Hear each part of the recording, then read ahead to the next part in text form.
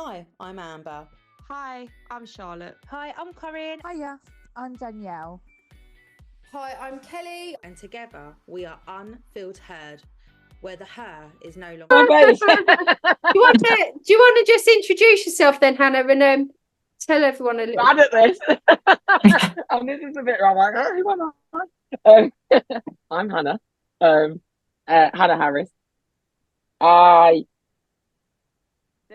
have ADHD. I have a PDAer profile. I'm also dyslexic. I'm from Nottinghamshire. And I'm a special needs teacher as well. And I sort of around COVID, I had my diagnosis at the end of I was in university. I kind of went to university and just fell out my arse really. I was diagnosed with dyslexia at school, but it was always kind of like not quite that. Thought it was because they thought I didn't have a dad and I did. That classic sort of like, what other reason could this mixed race young person not be behaving typically? It must be the lack of parents. And so I went to university, but it was sort of COVID where I was like, I can't do this anymore. I can't function like this anymore. Like I was just like chasing happiness. That's what I felt like. I was just like constantly like, what not can fix me, but sort of like what is going to make me feel sort of more complete. COVID was horrendous for lots of people for lots of reasons, but for me it was literally the best thing that ever happened to me, having that time and space to sort of be like, what do I want to do, what do I want to be. I was going to work and I was like working a really like high stakes job in teaching, and I couldn't function at home. I couldn't make a meal. I couldn't go out at a weekend. Literally, I just went to work and hibernated, and went to work and hibernated. And I was so like, I don't know what the PC term is online. I was so shitty with my family. You can beat me out. Sorry to whoever's got to beat this out. Like I would, at the time I was living with my parents and we were constantly falling out. I was constantly like, I was so irritable all the time. Just had no friends, which people that I work with wouldn't have even been able to put those two things together, because you can't be a teacher and be autistic. Everybody was just like, no, what? No, you're like, these two things don't cross. So now I left the school that I was at, just completely left, went and did like my own thing for ages, and then just started talking online, like just started sharing, like literally one day, and I was just flooded. My inbox was flooded, and people were like, please keep talking. Like, just please keep talking. And I was just like, what? Just talking? And I didn't place any sort of value in anything that I'd sort of said. I just sort of said something, and then it went from there. And then that was sort of where I sort of created my account, which is termed the Autistic Advantage, because I hated the term superhero, because I was like, I don't want to be super. I just want to be like, I want to be able to go to Greg's. Like, how do I get to Greg's? How do I make like acceptable? And I just found that my biggest advantage was just being myself, like just really authentically turning up and like walking into a room and everyone's like, oh my god, I love the energy. It's like everyone wants to be on my team. I get picked now to be in people's teams, because I just like not in an obnoxious way. I'm just like, I am who I am. If you don't like it, that's cool. If you like it, that's cool. Like, I respect You're quite good opinion. at staying in the space though, aren't you, Hannah? Even if there's a bit of an awkward. And I think that's because you're a presenter, aren't you? You've got quite a good... Yeah. So I do. I joined in my year in my sabbatical. I joined Virgin theatre company that's predominantly like learning disabled and or autistic cast members, which is just fucking awesome, because nowhere in my life have I ever been able to go for a beer with someone who has Down syndrome. There's even within the sort of neurodivergent space, there's still almost lines drawn about who can cross that membrane and actually they're perceptually more vulnerable than I am, and I use vulnerable in inverted commas because that's the spectrum within itself. But like there was almost that like, oh well, you are the same, but actually we're still going to put you all in cattle gates, and you know, actually those people, they sit, people with learning disabilities, gosh, they sit, you know, lower than, and it's just bullshit. So, and through that, I've done some like presenting bits. We create shows. We devise theatre. I started to write music, and it was all sort of from a festival that I sort of attended called One Fest, which runs in Mansfield in Nottinghamshire every year, which is sort of aimed at really raising the bar for learning disabled and autistic adults. Did you enter Autism's Got Talent with that song that you shared with me? No, not yet. Or put it on BBC Introducing or something. So there's a planned release. We're planning to sort of play it and then release it sort of in and around summertime. I've got a pal that plays drums who has Down syndrome. So he's like learning that track. So we've all gone to our respective places to sort of learn it, to sort of release it in one go. But yeah, it's just, yeah. So that's kind of me. That was a really long introduction. Would you like to know my blood type? I don't know it. Oh, everyone meet yeah. Hannah. Do you want to introduce yourselves then, girls? I've got to disappear at 8:45 to do bedtime, but I can come back. I'll go first. Look how we've all gone quiet. I'll go first. I'm Amber. I think I'm online as neurodivergent Amber. We have spoken on Insta, I think. And yeah, that's it really. I've got a 5-year-old and I don't do anything. I feel like everyone is so accomplished, and then there's me, just like I chat shit on Instagram. Stop that right now. Just stop it. Behaviour. No, Spray her.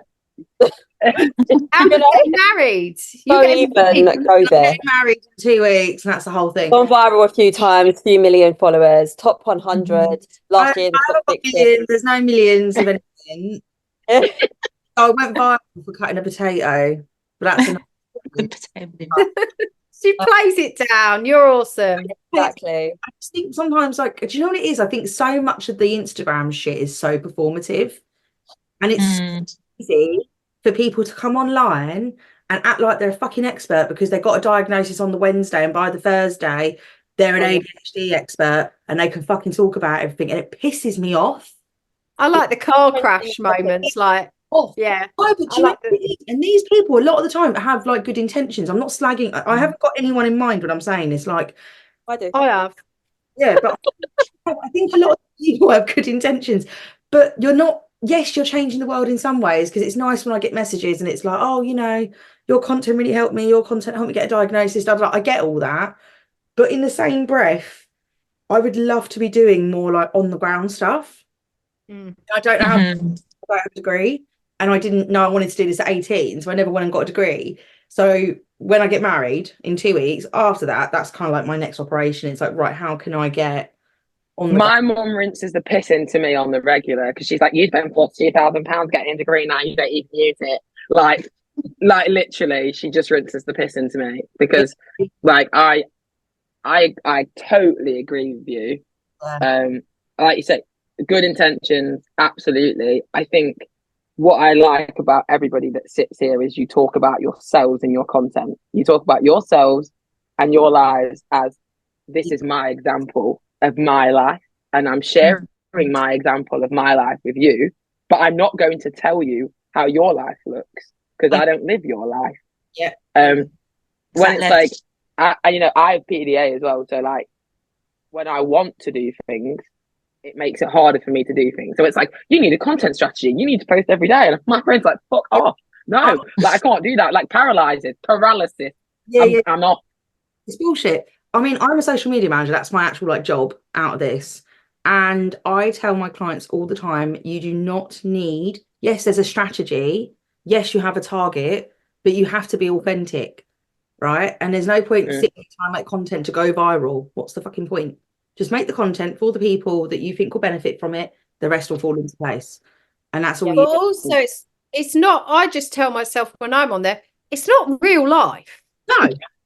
Really. it's a massive pantomime. Most of those people that you're watching on there are arseholes. Yeah. They are. You know, and so that's why you're better off to turn up and say, you know what, this is me. I'm not perfect. This is how I manage this. And this is what's going on. Yeah. You know, because all of Exactly. these perfect, because I do think some social media content is too perfect.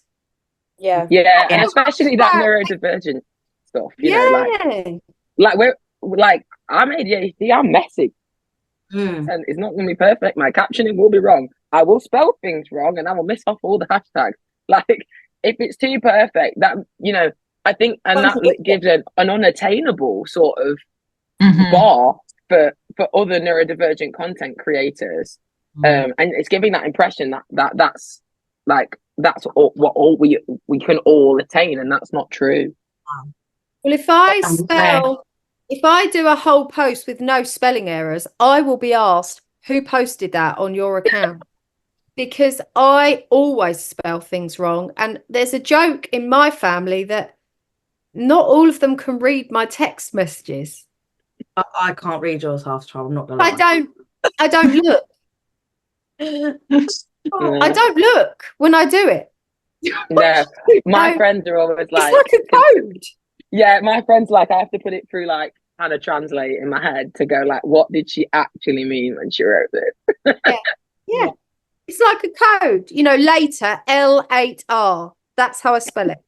Okay. Then there are also some spelling mistakes. I think you asked me the other day, Amber, what was something, and I was like, oh no, it's not that. Whole new You're sentence. you're like a constant spag test for kids. You know, it's not like spot the errors. But sometimes I've done some really bad ones, like I've replied to professionals, you're a star, but it's actually said you're a slag. And then I had to reply and apologise. It's the count. It's the word count is a dangerous word. Count is a dangerous word. If you I almost felt oral yesterday and had to I go do back. it all the time. And you know, because she's this my daughter Hannah, you know, she's a B. Well, when she was little, she used to think Oral B was her name written on the toothbrush. Don't you have that, Mike? My little brother No, I George. never corrected her. My brother's George is autistic, and I can remember there's quite a big age gap. He's 16 and I'm 28, and I was called up to school once because he was having a meltdown and stole everybody jumpers because they all had the George Asda label in the jumper. I love it. They're all taking my jumper. And they made That's naming. Oh, I love that. Do you know what? Oscar used to have like obviously very echolalic and no two-way really, but we took him to Spain to see it's called Portaventura, and they've got Sesamo World there. And the count came, but he couldn't say it, and he kept calling him the corn like that, and it sounded like a swear word. And then the corn made a mistake of leaning into the buggy, and Oscar tried to rip the nose off, and they had to take the character away, and all the kids were crying because Oscar damaged it. The corn's nose was just a little bit offset because he wouldn't let go of it. He was like trying to pull it. Yeah. So that was the time we ruined that in Spain for everyone. I was trying to introduce myself, and then everyone, we all just started talking. So, Danielle, do you want to Sorry, go. Next one. Next. by the way? Hi, lovely to meet you. When you were talking, I've just followed you on Instagram because I've been totally missing. So I'm Charlotte. I have 2 children. All 3 of us are autistic. My children are currently going through ADHD assessments as well, and my son's also dyspraxic.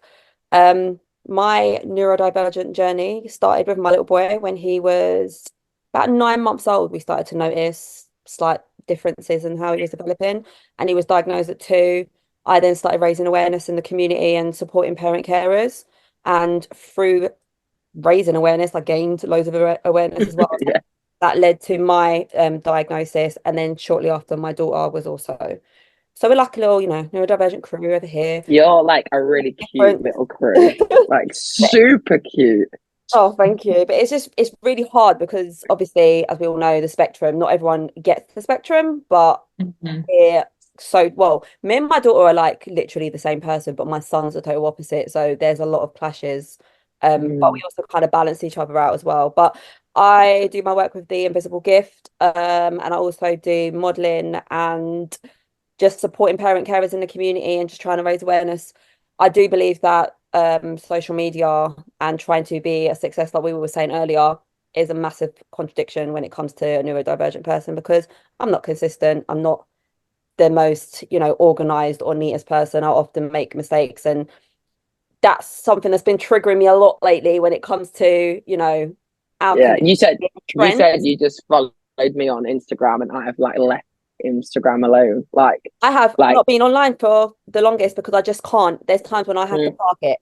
But I also find that there are a lot of content creators at the moment, and sometimes I do question certain things because there are huge contradictions. Why is it such perfect content, perfectly organized, always consistent, everything? It's often the opposite of what the things that we struggle with. So when Amber was speaking earlier, I'm like, actually, it's a very, very good point.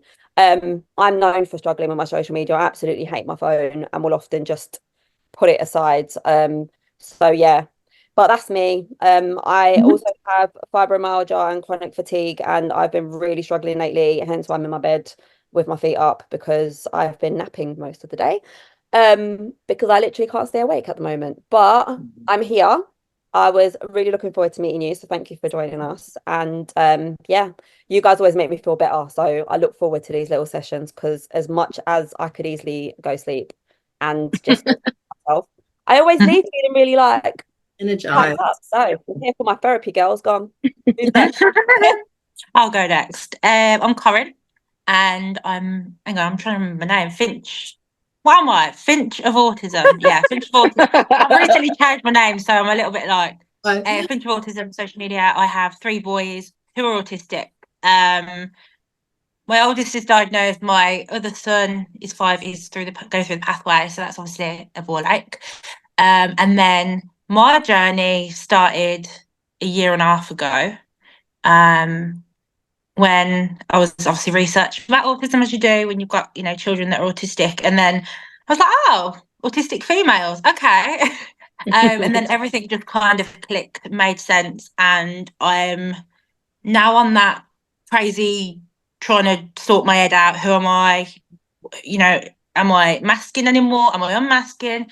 Everything seems to have come, to the surface, like all my struggle. So I'm at that kind of middle journey. Yeah, we love that for you. The girls know, like, I'm always up, down, like in the group chat. I'm like, I'm having a really bad time. I'm feeling rejected. And then the next minute I'm dancing and being stupid on TikTok. So it's like I'm learning to kind of get my own self. What I've noticed, yeah, if that makes sense. But you're always staying on the road now, though, and you're getting really good at being open about how you're feeling. Charlotte, I've noticed that you're getting really good at being more open. I think before the masking would, you'd have said to us that you were all right when really you weren't. I think the biggest thing last year was I had health anxiety really bad, which kind of triggered a lot of things. I have celiac disease, so I'm like Charlotte, always asleep. I think pretty sure it's me and Charlotte that always having naps, aren't we? Literally, and that just destroys my life. And yeah, I'm just kind of on this crazy. It's like what you said about social media. Like it's so hard to look at other people and think like, how do you do that? Like, how do you have a perfect grid, or how do you have a really clean house? Because my house is a shithole. You know what you were saying about the perfect content? I think it's because they're not doing it themselves, and then therefore that content is not authentic. Yeah. But this is the thing that I need to work on as well, because I get really homed in on like making sure everything looks aesthetically pleasing. But actually, my life isn't like that. So why am I, why am I still? This is what I mean. I'm still in that journey. I'm still kind of processing what's going on in my life. Yeah, and I think not to like. I don't think any of us are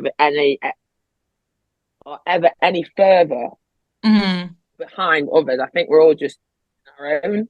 I think I thought my journey was straight. I actually think it's a roundabout, or maybe like an F1 track. You know what I mean? It goes round and and you're like, oh, back here again. Yeah. Like, literally, you feel like you just kind of getting to a point of like, yeah, I'm feeling I'm myself now, and then something hits, and you're like, oh gosh, no, I'm gonna start masking again. Yeah, like I was at I'm doing some work with another a predominantly learning disabled theatre company, and I've got an access support worker through Access to Work, which I've fucking had before, and was sitting there, and I was like, I am masking, like, yeah, like all my work, all my content is about like freedom and being free, and in my brain, I was like, this is not about me. This is about so concerned that people are going to perceive me as being less able to do a job. It's not about me not liking me. I really like me, and I don't care on a personal level whether they like me or not. But I don't want them to see the things that I need, that I'm using, and perceive that as I am less able to do this job than they are. Yeah. You find the moment where I was like, I'm back at the start. I'm masking about meaning to a lot of the time though. There's times when I'll be masking and I'll either realise in the moment or I'll realise afterwards that I was masking, but I don't actually intend on doing it. But I feel like because I've done it always throughout my life, I wasn't diagnosed until I was 32. It's just something I do now and have to actually consciously not mask rather than consciously mask. And I can't help it sometimes. And sometimes I don't even realise I'm doing it. Yeah. I have to mask and pretend I'm sane. I do, because I don't want people to know that I'm a little bit. Oh, I want to see you totally unmasked, love. Yeah, I want to see Kelly. I'm trying very hard not to burst into a song now. I swear all the time. I'm terrible. Oh, I can't help it. I love swearing. Sailor. I know, isn't it like a massive dopamine release? And my dad was just like my doctor dad was a squaddy. That's why we get sweat all the time. Yeah, Danielle, you're next. Danielle. Come on, lovely. So I'm Danielle. I've got a 6-year-old autistic little boy. I'm adamant he's ADHD. But trying to get that set up it was hard enough really to be believed. Although he had a clinical diagnosis from 19 months old, he was formally diagnosed just after his 3rd birthday. We always knew something was different about me because of my childhood. It was always put down to that. I'm a 90s kid, so it was all very much, it was only boys in the 90s, or you had the other side of it where it was like, well, what do you expect if your child's been vaccinated and all of that? And it wasn't until Tommy was diagnosed, when we walked out of the assessment room, his psychologist said, if I was assessing you both, you'd have both got a diagnosis today. He's like, so I would definitely get that looked into. Had a battle on my hands, was asked why at 30 did I want to pursue a diagnosis. I'm a woman, I work, I couldn't possibly be autistic, I could give eye contact. Scored off the sheet for the test. They reluctantly agreed to put a referral in, and it was I hit it just at the right time for our area. I only waited 3 months and I got my appointment through the month after. I wasn't in there. I still don't know how to take it, good or bad, but I had my nan as the observer. They spoke to her for 4 or 5 minutes. I went in there within 3 minutes. He's like, we don't need to deliberate. We'd normally send you out at this point and speak together, make sure our notes match up. He's like, but you're the easiest person I've diagnosed in years. He's like, I don't even need to discuss it with They my weren't colleague. even going to let you in the door. Do you know what's bad though? I think they should say, do you think you're autistic?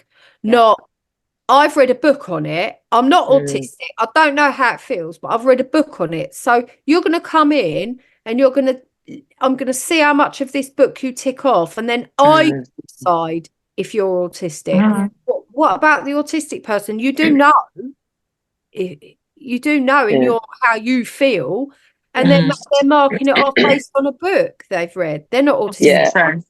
Well, I got seen why does it matter to me? And I said, because it will explain why I struggle in the ways I struggle. And straight away, oh, you're looking for another label. Because I have Ehlers-Danlos syndrome, joint hypermobility, was gaslit for 10 years medically, was told there was nothing wrong with me. It wasn't until I got put onto morphine did they actually acknowledge that it wasn't just a jarred back or laziness from working. But I think because of I've always had battles medically, it was like, well, why do you need to know? And I said, because there are things I struggle with. Well, you're just depressed. And I said, no, I've had this thrown at me my whole life, which is just depression, it's just anxiety. I've suffered with depression. I've suffered with anxiety. I'm quite open about my mental health struggles. I was like, but this is different. If you said to me, go to Tesco's and grab 5 things, I would rather pay more to get it done on delivery. I don't want to go out to shop. That's not quote unquote normal or typical of people our age. Well, no, it's because you don't put yourself out there. And I was like, no, but I don't want to. I'd rather isolate myself. I'm fine with that. I need routine. I need structure. And I said, the thing is, I don't know who I am because I've pretended to be. I still don't know who I am. I've done what everyone around me has done all my life, and I still am trying to figure out the real me, if that makes sense. And I said, I want to know because I have a right to know. It's my right. It's so hard sometimes to get believed and to get your foot in the door, and it's hard enough by children, but as adults it's even harder. It is really, Danielle. You've done well. But I think as well, recently I've noticed that a lot of people that I've spoken to, like in my parent groups and stuff, I find that when you're softly spoken and have certain mannerisms, a lot of the time people take advantage. I found it with parents when trying to like speak to schools, or parents trying to speak to local authorities or GPs and so on. And it's not right, but I think because you are softly spoken, and sometimes I feel like these people take advantage. When you're very direct, I feel like you get a different result, because I've been in situations where I've got the same GP or the same people from the local authority that I'm dealing with, or my children will attend the same school as other children, and we have totally different experiences. Whereas I get things done, I get certain results from the powers that be, because I am quite direct and maybe come across a little bit aggressive sometimes. I don't think it's aggressive. I just think it's just the way I speak. But when I'm speaking to someone who might be a little bit more timid or not as confrontational, I can come across, I think it's microaggressions. But anyway, I feel that with you, it could potentially be because you are so sweet, sometimes sickly sweet. I feel like people might take advantage of that. And it's only because when you're speaking, you remind me of another parent that I sometimes help and support, who has the same kind of manner, and they're often treated the same way. And it's actually really wrong, because why should you be judged on your way, or just maybe be seen as someone to easily just kind of cast aside because you don't want to have confrontation with someone else? It's not right, and that's my feelings behind it. You're too nice, Danielle. You need to be more of a bitch like me. You're too nice. I think get exploited when they're down as well, innit? Because like I remember when I was sort of like setting up, I was young, I didn't know shit about fuck. Like I was like 18, I was just come out of the care system. Like I didn't have anybody that was like riding. The only reason I think I was in it was because nobody had identified that, and the struggles that people had to care for me were literally all because I was neurodivergent. And I have an NHS paperwork somewhere, I have to find it, a letter from a psychiatrist that says I'm not autistic, I'm poorly mannered. Oh God. Yes, psychiatrist. And then you sit back and you think, I can't fucking do this anymore. And you disappear off into your hole, don't you? And then you re-emerge and you speak to a health professional, and you're like, right, I'm going to pluck up the courage now to go back again. And it doesn't take a lot to smack you back down when you've already had like such a significant knockback.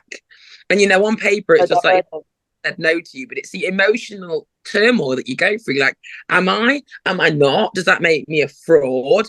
Does that? And what I actually found was it just meant that person was not qualified enough and didn't, because I went to the autism service, and it was the male model of autism. I was diagnosed in 2013.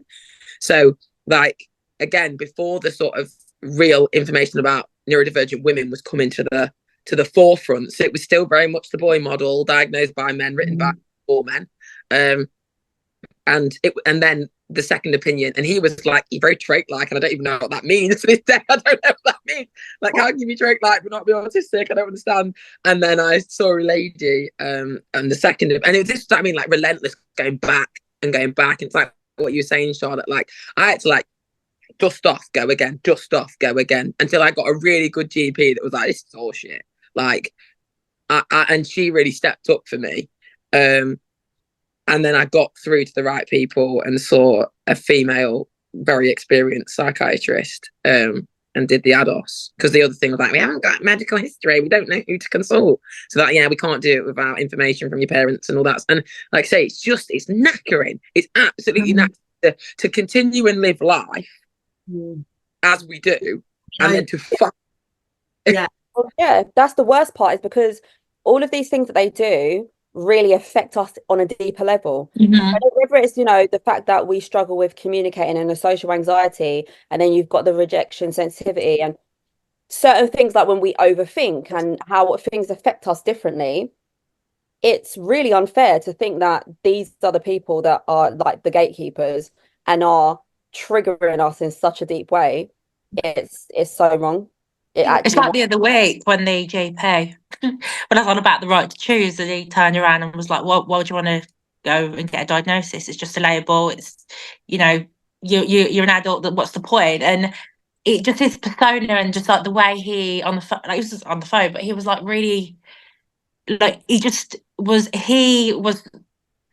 kind of, in a way, made me revert back to past experiences with my own family, or like, like, childlike, where it felt like there was this person telling me I couldn't do something, and it just triggered me. I cried after. I was like, and then that put me down for like a few days.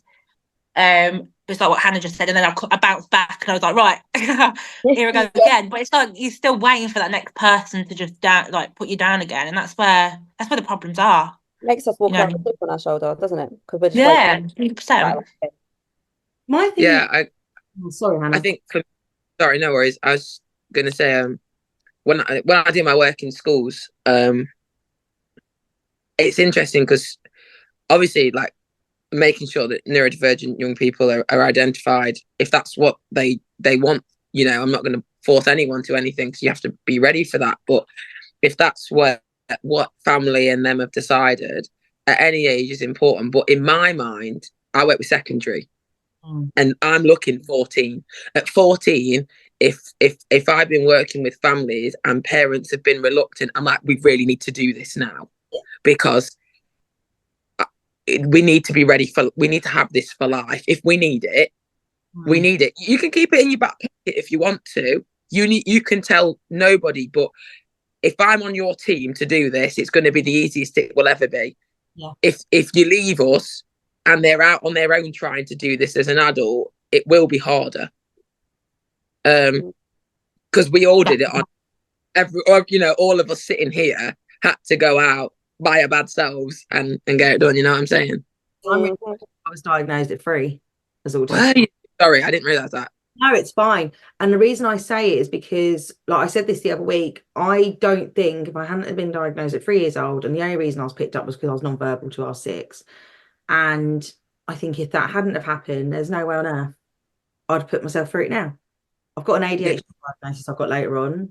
And I think because I walked in and went, oh, I've already got an autism diagnosis, I think the GP just sort of looked at me and was like, okay.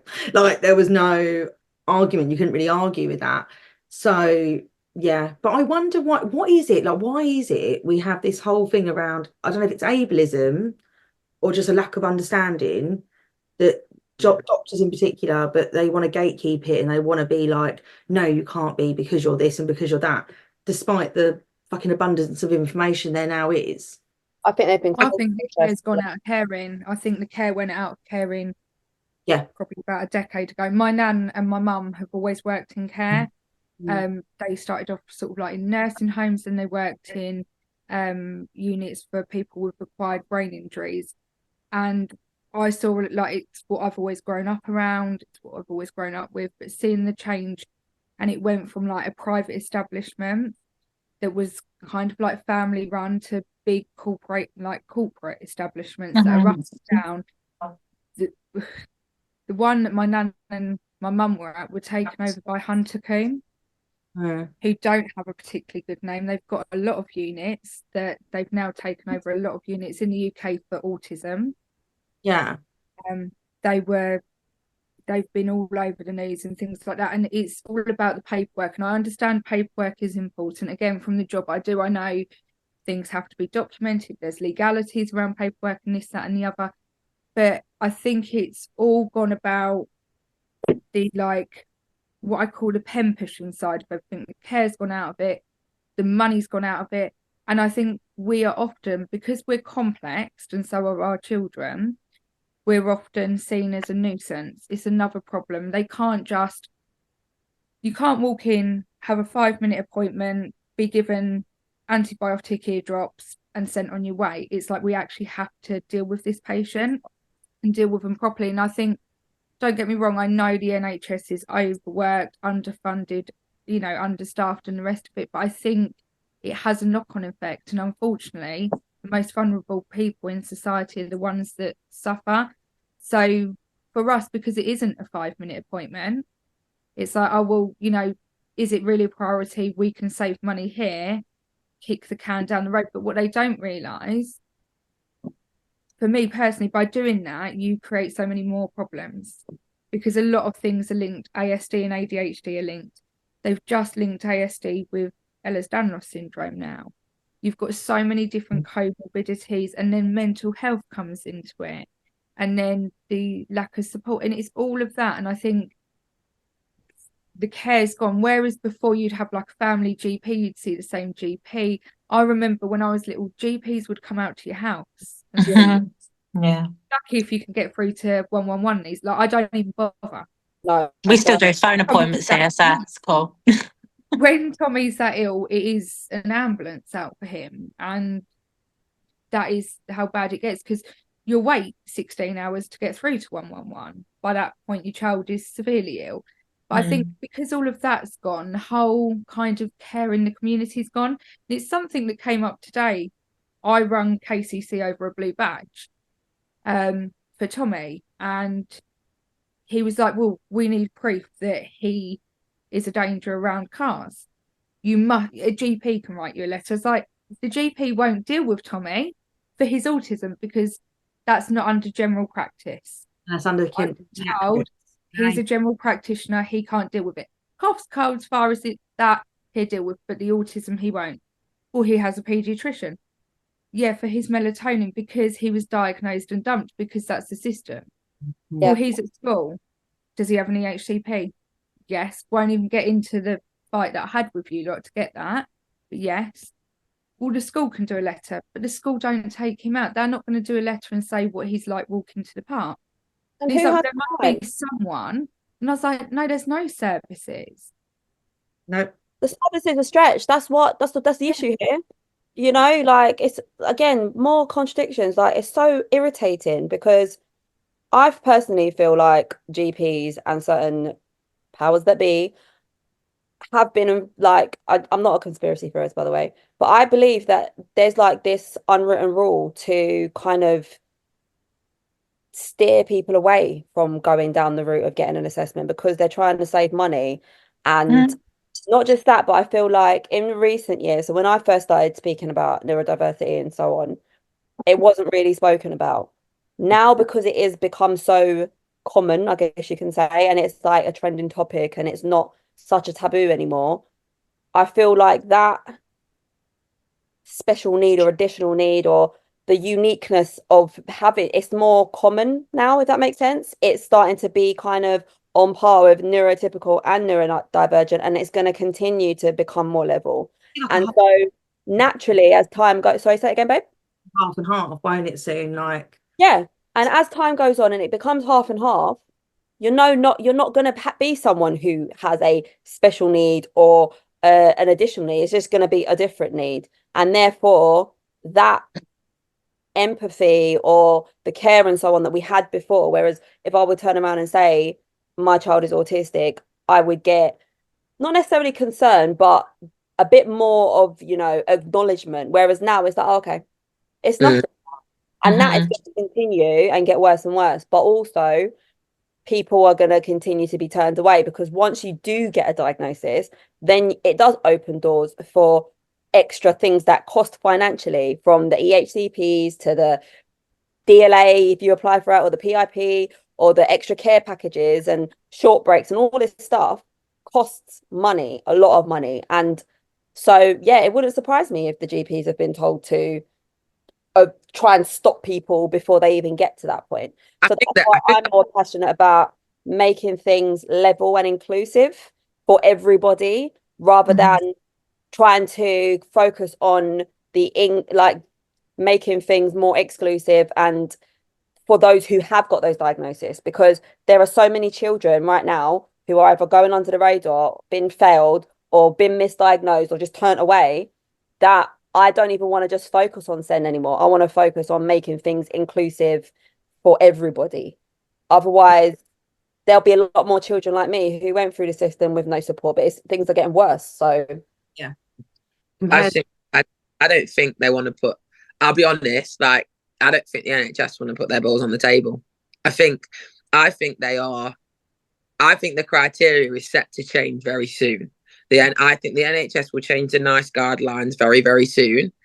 And they will want to see some form of evidence of unemployment or exclusion, or they're going to make that criteria tight. They're just not being open about it and upfront enough about it to say, like, we can't financially do this anymore. That's what they're going to have to put on the table if they want the system to be sustainable, because the amount of money that they are being rinsed from private companies to charge for their assessments, that they're having to, because the waiting list, and I think what nobody ever wants to say is, like, can we financially sustain this?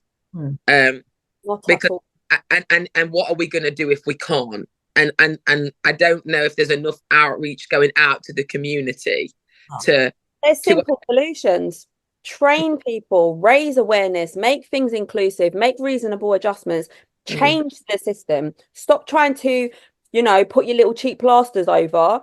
That'll come off when you're in the bath, because they're not sticking. My brain went off there, but they're trying to find ways of plastering over the cracks rather than fixing the problems. If they was to go back in and make sure that teachers are actually supporting students, change the curriculum, make sure that things are inclusive, it's like, going into a shop and changing the style of lighting, whereas a neurotypical person is not going to be negatively affected, but a neurodivergent person will be far more comfortable.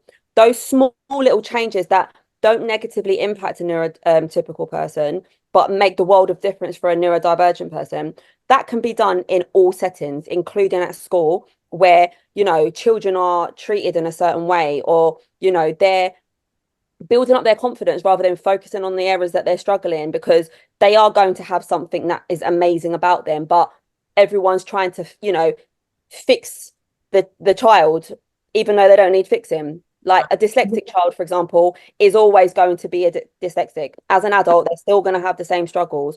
Focus on their strengths, because they'll have plenty. Little things like this, making small little changes will help so, like, massively. And there's even ways of getting diagnosed. How she's bad. There's ways of getting diagnosis or getting support. Or sometimes some children may not necessarily need certain additional care plans if the teaching was more adequate, but it's not. There's so many small little things that can be done that would fix the problems, but nobody cares to do it. I mean, I did my teacher training in 2016. SEN was optional. We did I want to say we did a 2-hour session of a complete overview of SEN. you could do an additional sort of block of work on SEN if you wanted to do it. You got no additional accreditation for that. Wow.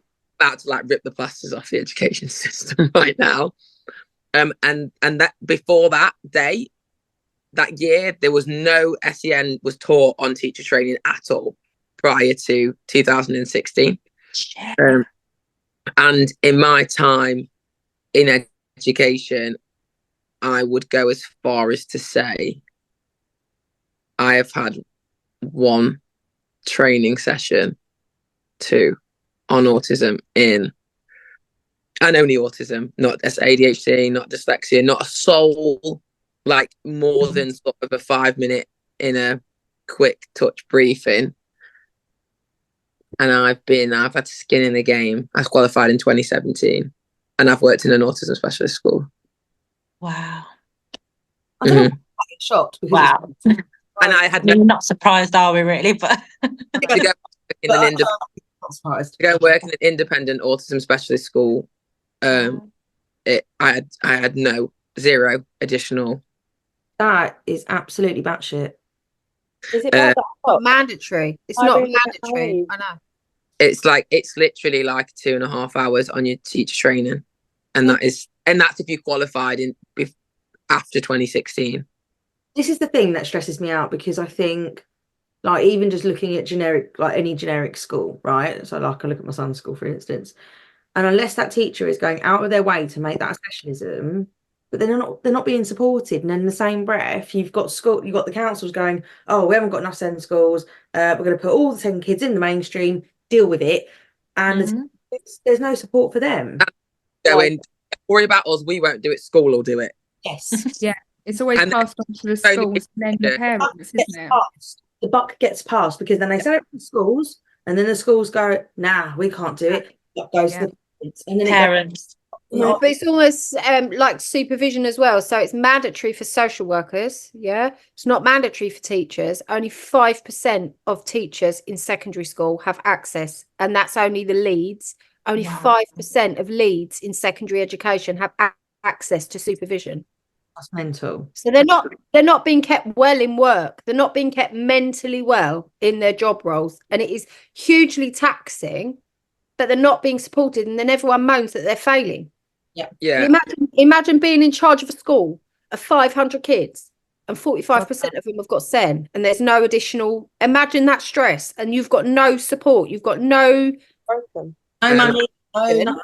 The people premium budget was slashed, and a lot of money would be repurposed, because a lot of children who needed additional care, parents wouldn't work, would therefore be accessing people premium. So you could borrow that. Not borrow, but you could those young people would benefit from things that came through people premium funding as well.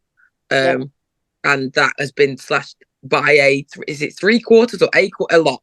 It's been I can find you the exact number. I'm sure it's a quarter. I don't know if it's a quarter or it's been cut this by 3/4. It's been slashed. Considering the schools are struggling already, they should not be slashing anything. They should be increases. And this is being isn't it? It's ridiculous. But there's so much ignorance out there. Do you know, last week I was reading a prospectus on a school that Chase got a place to, and one of their things that they were trying to front with, I don't know if they thought it sounded good, but they basically are very big on manners and communication and teaching children, how to better communicate in their future, right? So I thought, I like this. You know what I'm like? I like to, really, really enforce, even though like the kids were delayed with their speech, I still now really enforce their manners, expect them to behave in a certain way, etc., within reason. So I'm like, okay, no problem. Get to a bit where it says, we expect all children to make eye contact when speaking, because this shows, very good communication skills and assertiveness, etc., etc. And I thought, nope, straight away emailed the same cars like, my child is not, because this is one of the schools they named for Chase, and I said he is not going to that school, even though he makes eye contact and he actually quite likes eye contact now. I know it's something he struggled with when he was little, but now he he quite likes to have that engagement. It's not about him. If you are that ignorant and you've put that on your website, what the hell else is going on in your school? What other things, you know, are you ignorant with? And yeah, it's just really actually quite worrying. And I feel to just contact them and say, you are aware, actually, you know, there are children there that you're forcing to be in a really uncomfortable situation by making them, you know, use eye contact because you're in your world, this is what's expected. But then there was loads of other stuff like their uniforms and the school shoes and all these other there's no leniency whatsoever. It's just like, this is the rules, this is what we expect. Very And similar to prison schools are. yeah. Uniform, times, structure, hierarchy.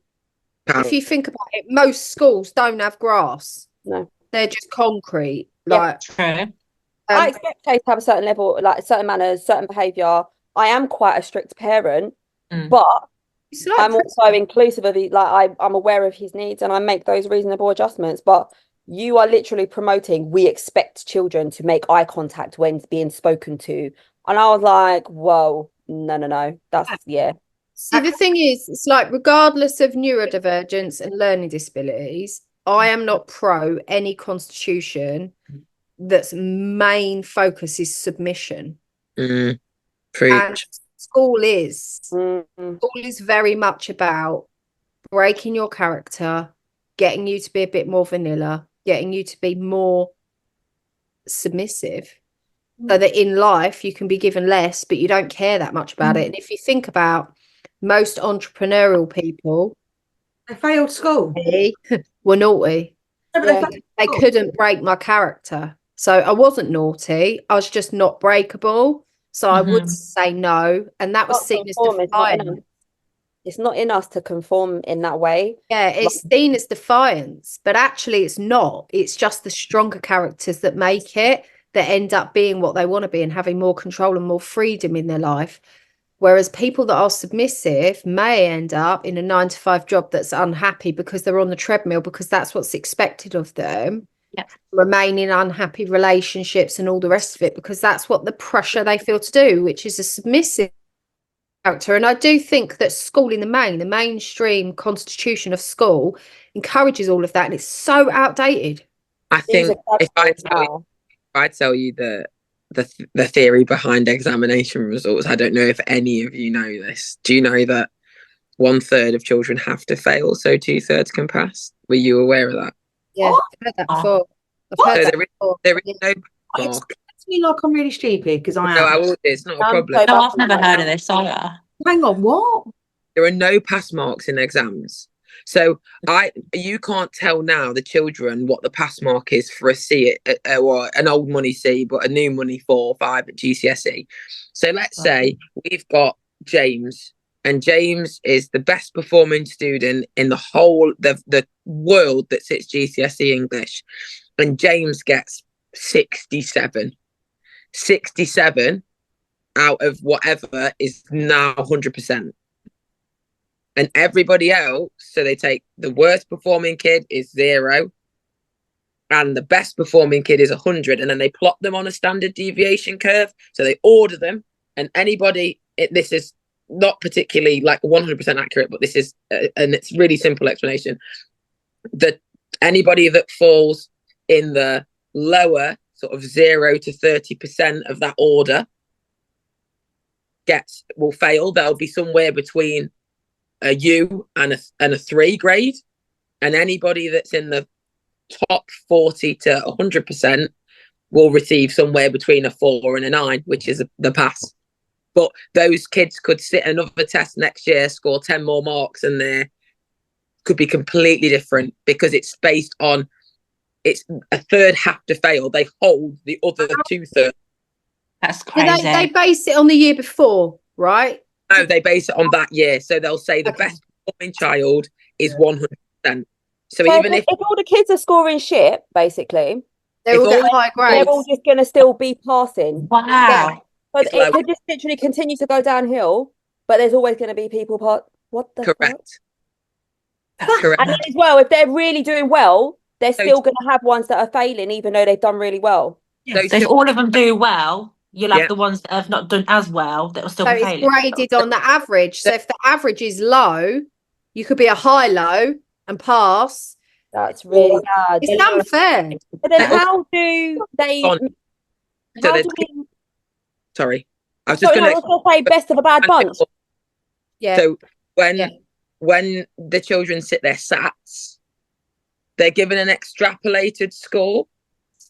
So they'll make 5 levels of, they'll make, my phone's dying. They'll make 5 levels of progress expected based on that. So you will have children who didn't pass their SATs who will be predicted to fail their GCSEs because 30% have to fail.